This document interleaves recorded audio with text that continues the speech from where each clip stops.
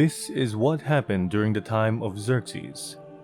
The Xerxes, who ruled over 127 provinces stretching from India to Cush. At that time, King Xerxes reigned from his royal throne in the citadel of Susa, and in the 3rd year of his reign, he gave a banquet for all his nobles and officials. The military leaders of Persia and Media, the princes, and the nobles of the provinces were present. For a full 180 days, he displayed the vast wealth of his kingdom and the splendor and glory of his majesty.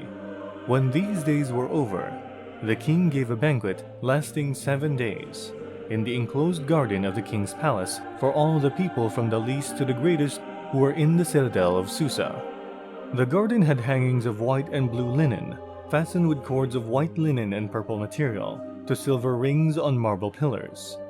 There were couches of gold and silver on a mosaic pavement of porphyry, marble, mother of pearl, and other costly stones. Wine was served in goblets of gold, each one different from the other, and the royal wine was abundant, in keeping with the king's liberality.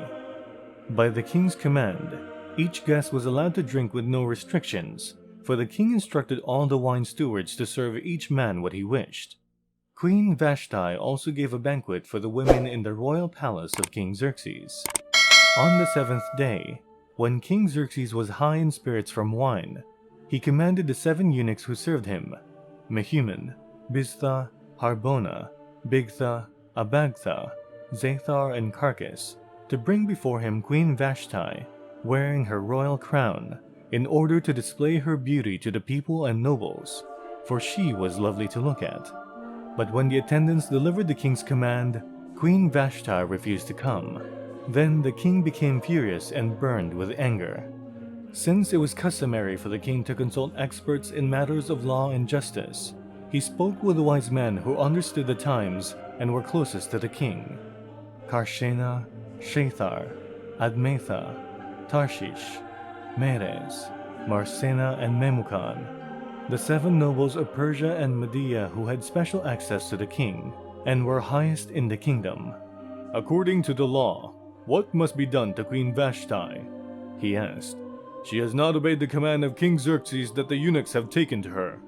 Then Memucan replied in the presence of the king and the nobles, "Queen Vashti has done wrong, not only against the king but also against all the nobles and the peoples of all the provinces of King Xerxes.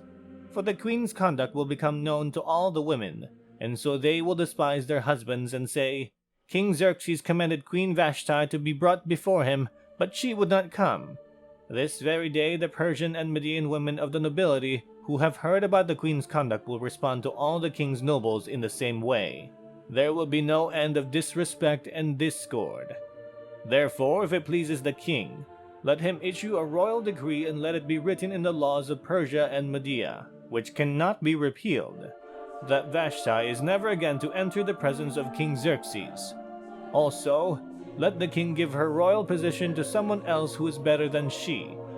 Then when the king's edict is proclaimed throughout all his vast realm, all the women will respect their husbands, from the least to the greatest."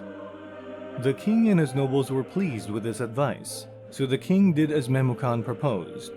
He sent dispatches to all parts of the kingdom, to each province in its own script, and to each people in their own language, proclaiming that every man should be ruler over his own household, using his native tongue.